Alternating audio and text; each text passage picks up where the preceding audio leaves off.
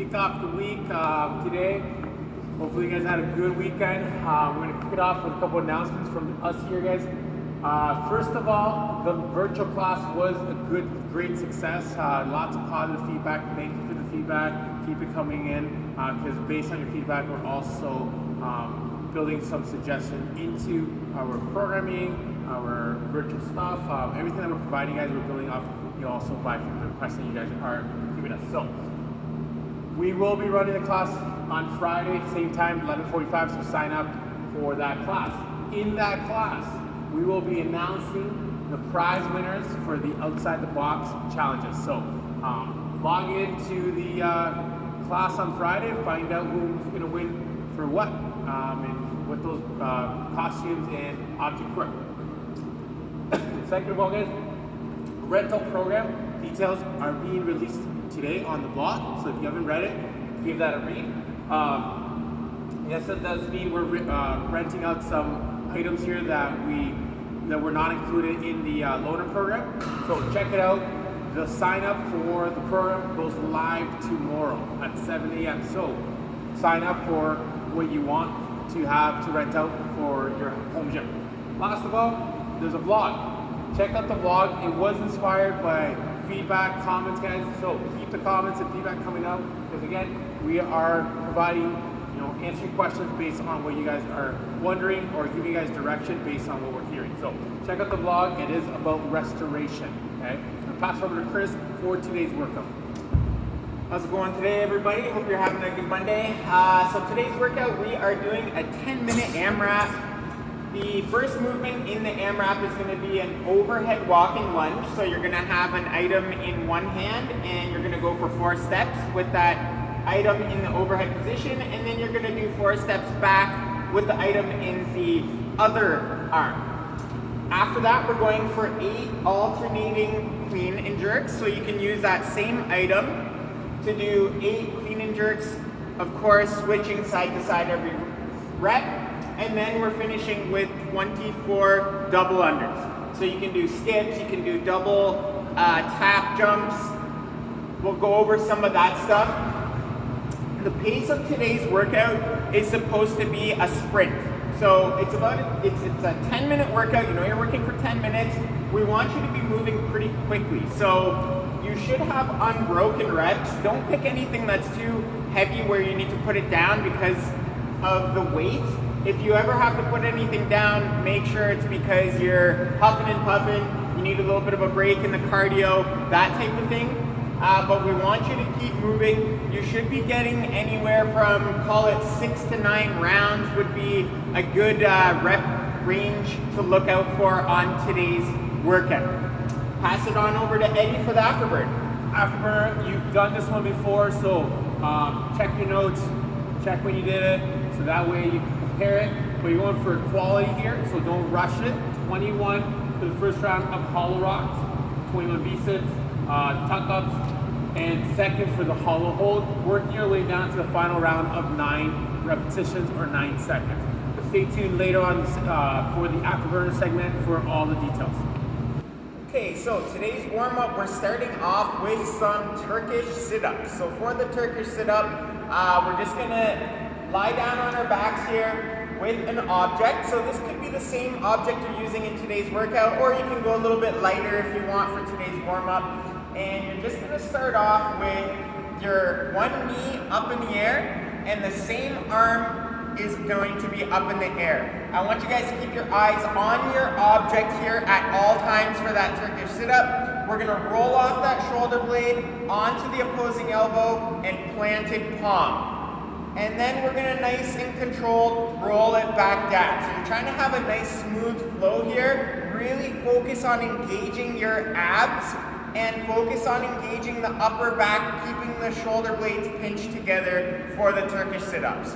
After you're done 3 per side, you're gonna get onto the top of your push-up position to start your spider lunges. So you're gonna take 1 step forward.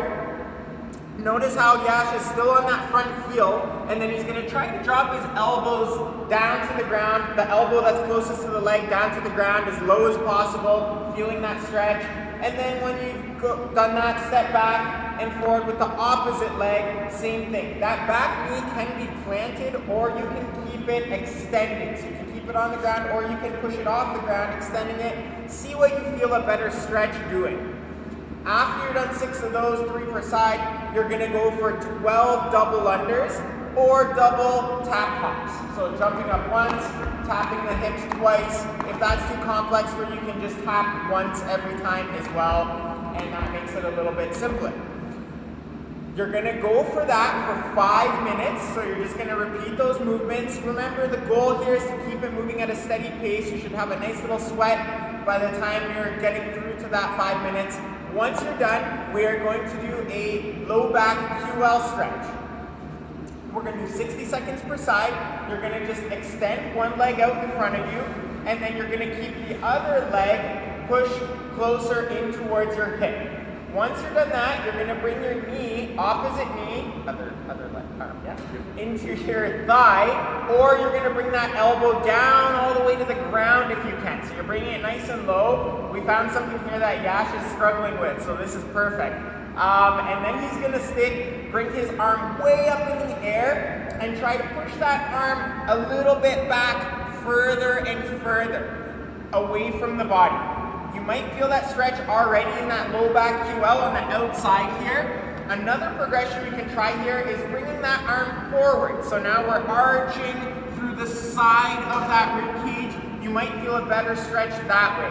So try your hands straight up or try rotating it forward, creating that arc on the side of the body. See where you feel more of a stretch. Remember, you're holding it for 60 seconds. Don't forget to breathe. Yash was turning a little bit blue there, so this is a stretch that maybe he can do a little bit more often to gain that mobility. We will see you guys next for the workout. Let's get ready for this AMRAP here at 10. Remember, it's a fast, hard style workout. So you gotta pick an object or weight that you're comfortable with to be able to do the movement almost unbroken.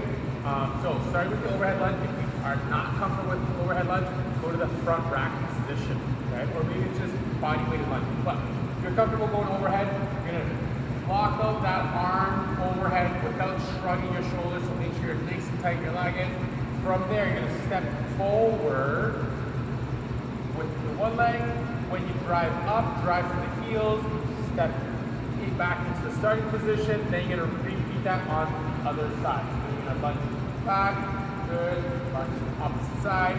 Before the one side, what changes is the kettlebell position, but you're alternating sides. Then once you've done the 4 on one side, you switch over to the other side. Where I want to spend a little more time here is the clean in jerk with a kettlebell.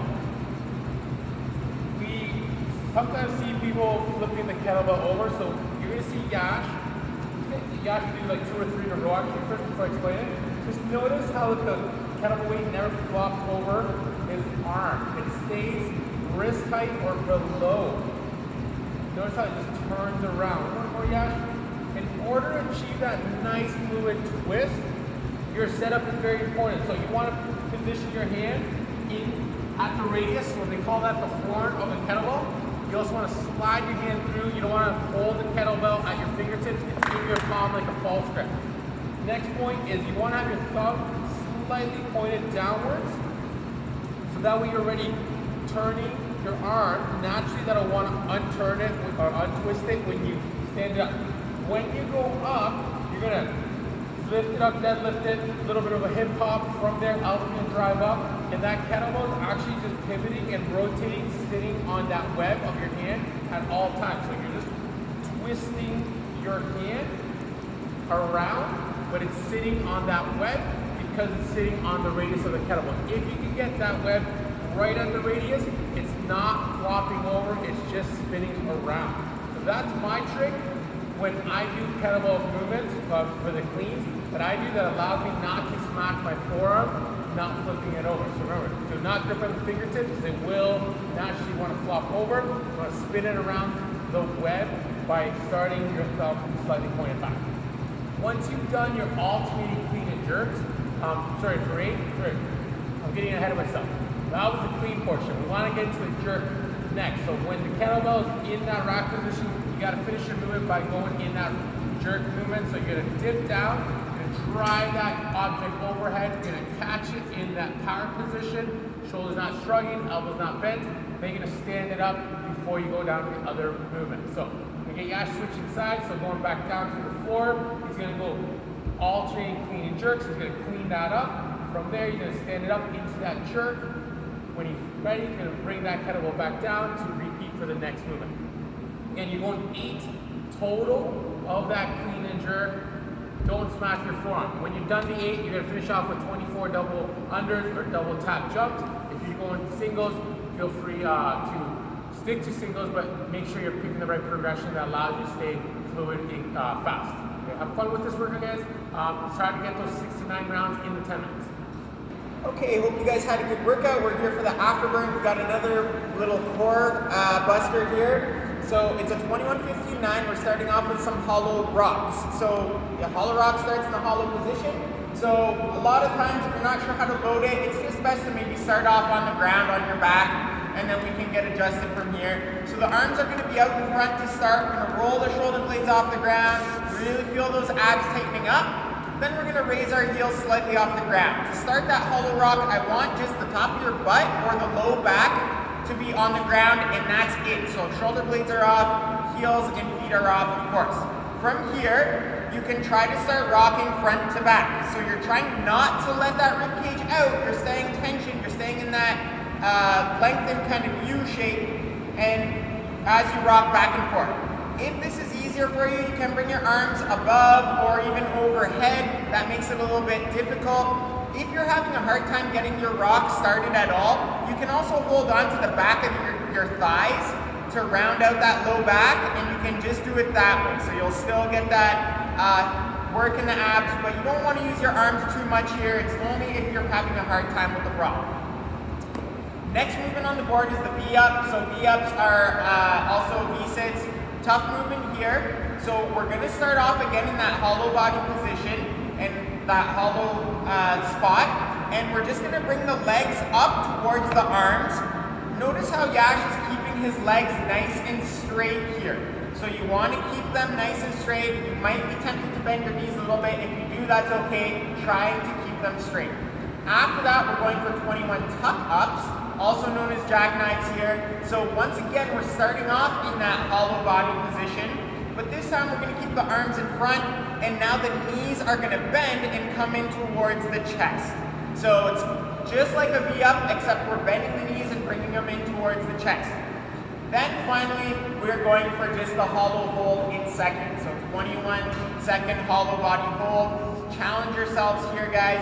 You can bring the arms overhead like Yash, or in front, or overhead. Any of those positions, whatever you really challenge yourself with.